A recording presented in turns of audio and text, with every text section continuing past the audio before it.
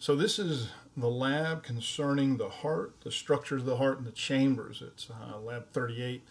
This is still part of week 2. So this is the terms that we're going to go over today.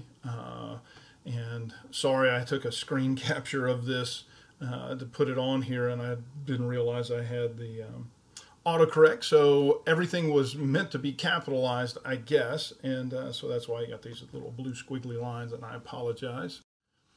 But this is our model of the heart. All right, so we're going to look at the structures of the heart, some of the vessels that come and go to the heart. So before we do anything, we're going to look at it as just this muscular, hollowed out pump that we have. There's 4 chambers, 4 hollow chambers in it. So I'm going to draw it over here to the side, and I'm going to kind of try to draw it as best I can. Well, it's not going to look like this anyway, but I'm going to have 2 upper chambers where blood is going to come in, and one area is coming in on the left side, I should say, with oxygen. The other area on the right side is without oxygen. These are called atrium, and so you can see the right atrium here. And so the blood that's been coming back from our body, that's been used and taken the oxygen out of, is going to come back to the right atrium. And there's 2 areas, and I finally think I figured something out here, so I'm excited about it. So it's going to be deoxygenated blood. It's coming back in, goes into the right atrium. It's going to go into the right ventricle, and we're going to look at the little valve it would go through. This is the right ventricle, and it's going to be pumped out of the right ventricle and go to the lungs. All right, so it's going to be pumped out this way, goes to the lungs. Once it gets to the lungs, we're going to have a gas exchange, and at that point, oxygen is picked up. It's going to come back. Now it's going to go to the left atrium. Now on our little model here, you can't see it. It would be, if I had X-ray vision, it would be basically in that area. From the left atrium, it's going to go through to the left ventricle. This is the left ventricle. And when the left ventricle pumps, the blood is going to go out to our body.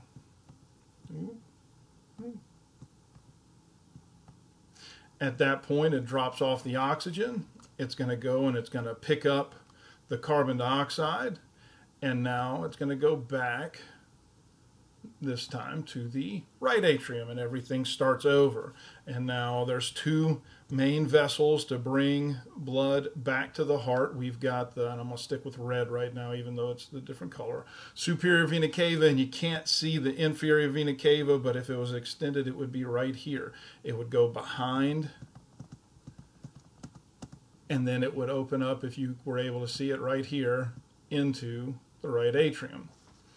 So on this particular model and this view, we can see the right atrium and the right and left ventricle.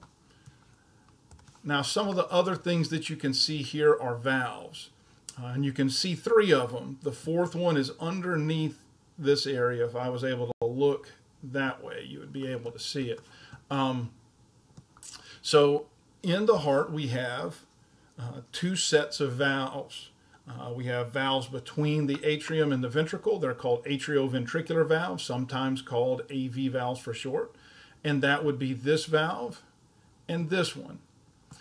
The one on the right side, which is here, is called the tricuspid valve. The one on the left side here is called the mitral or bicuspid valve. They have 2 sets of structures associated with them. One is these finger-like muscles that stick off the wall, called papillary muscles, and these cord-like tendons that attach to the valve, and you can see them. They almost look like little parachute cords. Those are called chordae tendineae. All right, they are structures that help the AV valves, the atrioventricular valves. The other valve is the exit door, and they are called semilunar valves. On the right side, you can see the semilunar valve here that's going into this vessel called the pulmonary trunk. So this valve is called the pulmonary semilunar valve or pulmonary valve. The one that you can't see that is underneath here is going to this vessel. This vessel is called the aorta, and the valve that you can't see that's underneath here is the aortic valve. I will refer to as the aortic semilunar valve, just so that it'll help you remember what type it is. So we're going to move on to the next picture. This one has most of the things labeled that you would need to know. Some of the things that I left off, this wall between the two ventricles is called the interventricular septum, which literally means the wall, septum means wall, between the ventricles. Interventricular septum.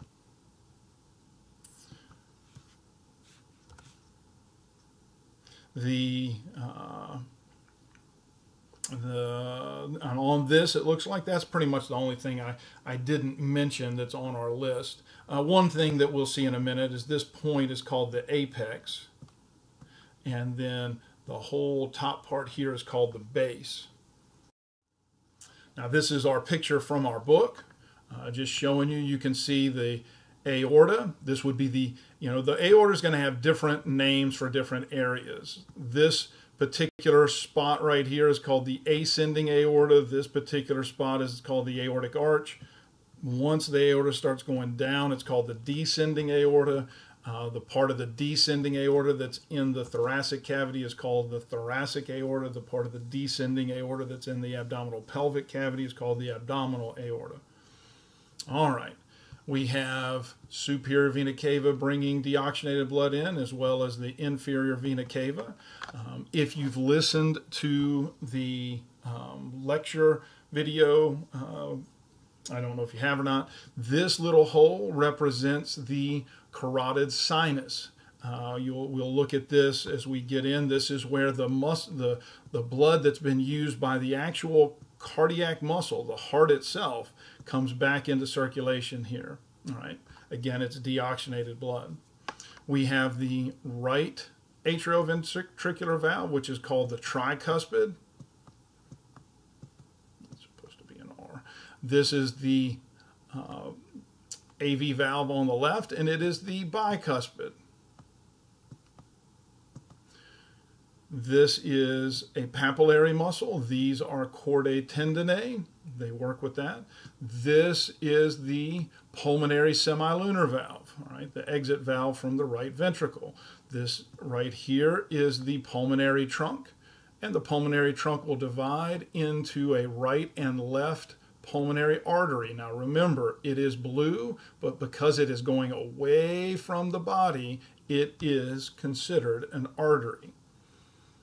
All right, so the pulmonary arteries, and this was going to be the right, and I'll just use it. They're going to go to the lungs, get oxygenated, and it's going to return back to the heart by way of these, and there's going to be two on each side. These are called pulmonary veins, and again, they are red. But because they are carrying blood back to the heart, regardless of whether it's carrying oxygen or not, because it's carrying blood back to the heart, it is a vein. All right, that's a big deal. That's the pulmonary circuit. Now, this is the ascending aorta, the aortic arch. This is the interventricular septum that we looked at. Again, this is the right atrium, and this is the right ventricle, this whole cavity there. You can see a little bit of the left atrium, and then this is the left ventricle. All right, moving on. I don't think there's much that I didn't name on this, but just in case, I put it up here with the names on it for you to see. I'm not going to do that for all of them. But. So this is our picture of the heart from the school. We have on this we have the aorta, the ascending aorta, the aortic arch. This is the pulmonary trunk, it's going to divide. This would be the right pulmonary artery. The left pulmonary artery goes that way. These red ones that you can see here, you can't see them on the other side, would be the right pulmonary. And since they're taking blood back to the heart, they're veins. Now you can't see the different chambers, but what I'm going to show you here on this one is you can see the arteries that are carrying the blood back to the heart itself. So right where the aortic semilunar valve is here, right, just on the other side is the start of the right and left coronary arteries. And so this is going to be, oh, I said this over here, I said this was right. I messed up. See how easy that is? That's the left pulmonary. So this is the right cardiac artery, or coronary artery. This is the left coronary artery. As it turns around off of the left coronary artery, I'm going to have a artery that runs along this little sulcus, this little groove that corresponds to the interventricular septum. So it is called the anterior, because this is the anterior of the heart, interventricular artery. As it goes around, you'd see on the posterior side coming off the right coronary artery, if I had an X-ray vision, there would be one that is running along the little groove of the interventricular septum on the posterior side, so it is called the posterior interventricular artery. All right, so we'll get to that at another time. Now, and a few slides down actually. So now the next thing I want to look at is some structures that are kind of unique and really only going to deal with them in the lab and only briefly. In the heart and the atrium, there is a little overflow pouch, a little place so that if we start having to increase our blood circulation because we're exercising or whatever, there's a little overflow pouch, and it actually looks like a little ear. If this was an actual heart, you would be able to see that I could move this up like a little pig ear as it's on it. So they're called auricles. And if you can remember, back in 210, the outer part of the ear was called the auricle. And so this would be the right auricle. This over here is the left. All right. Now the heart, at the very start, we looked first that the heart had coverings around it. And I'm going to use this to kind of look at the covering. So I've got a covering that is inside all of this, the most internal, and it's actually the skin of the heart. That is what we called, and you learned this back in 210, the visceral pericardium. Then, if I was to look here, I have a layer that is just above that called the parietal pericardium. Again, these are the two that we looked at as the serous membrane. So I had the visceral and parietal pericardium. You can remember viscera means organ. The visceral membrane is on the organ. Parietal means cavity. So the parietal membrane lines the cavity. So those two make up the serous membrane, but then we added another one in here, and you can really see it here, but it is this really thick outer fibrous covering, and it is called the fibrous pericardium, and it is a very, very thick coating, a covering. So I'm just using this picture to show you that part of it. Now, in the heart, what I want to do on this is I want to kind of go through and draw the process that I would like you to remember here. So I'm going to draw a couple of chambers here. So instead of drawing a heart like this, all right, and drawing the little chambers, I'm going to divide it up, and I'm going to look at each side because it's hard to see how the blood pumps through there. So I'm going to look at it on each side. And so this is going to be the right atrium. And again, I hate the fact that I can't write this stuff out because of not being on a whiteboard. This is the right ventricle. This is going to be the tricuspid valve. Wow. On the tricuspid valve, we're going to have these, both AV valves. We're going to have these papillary muscles that are going to have these cord-like tendons that help control and keep those valves from being pulled all the way back. All right. Then over here, we're going to have these, and I drew it wrong, these semilunar valves that are going to help keep blood from coming back into the ventricle. Man, this is terrible. I'm going to have a brief thing here called the pulmonary trunk that's going to branch, and I'm going to have a right and left pulmonary artery. All right, so this here, and I hate the fact that I'm just having to abbreviate these out. And then this is a pulmonary artery here. This is going to be the lungs. And then I'm going to have, and there's going to be several of them, but we're only going to look at a few. And these are going to be the pulmonary veins. All right, now it gets back to the heart.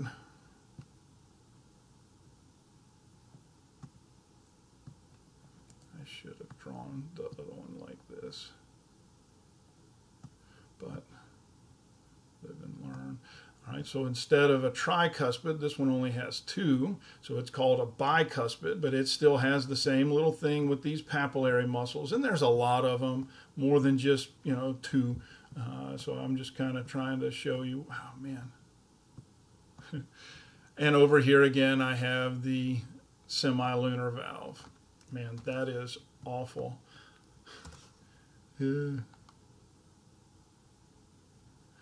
All right, and then this is the aorta. So this is the left atrium. This is the left ventricle. This is the aorta.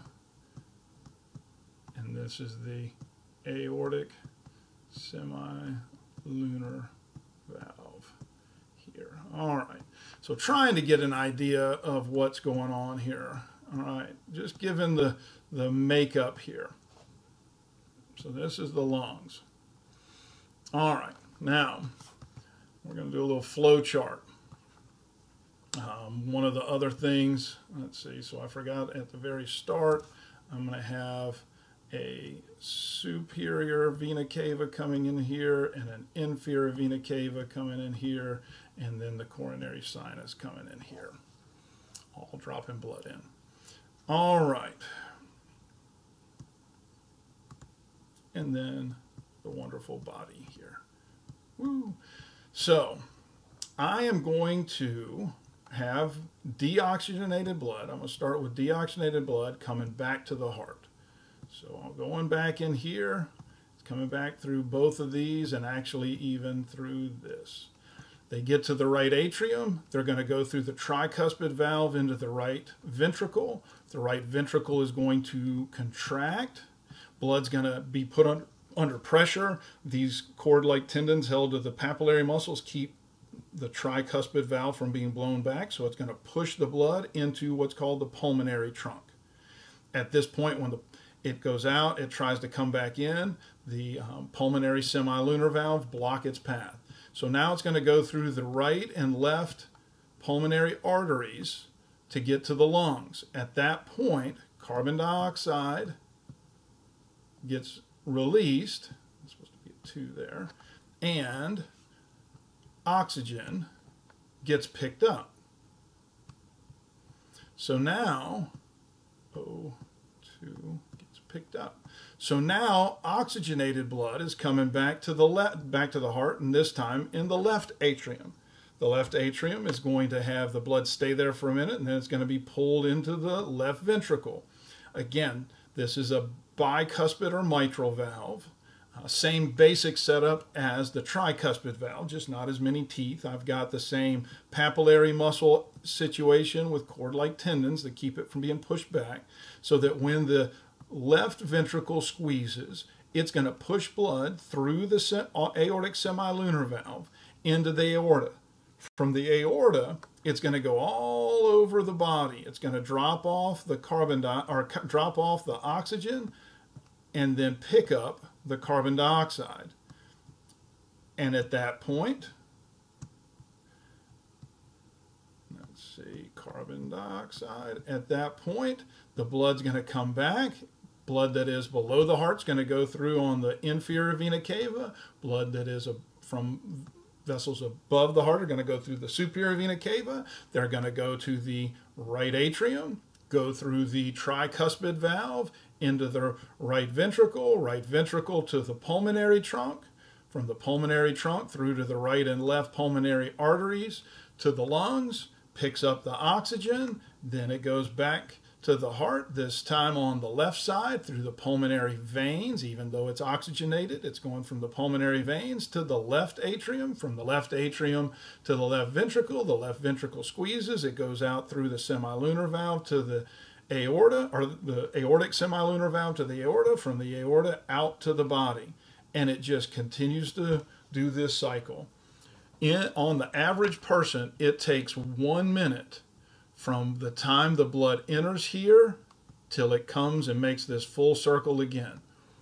So basically, when a red blood cell goes through the heart, it says, the heart tells it, I'll see you in a minute.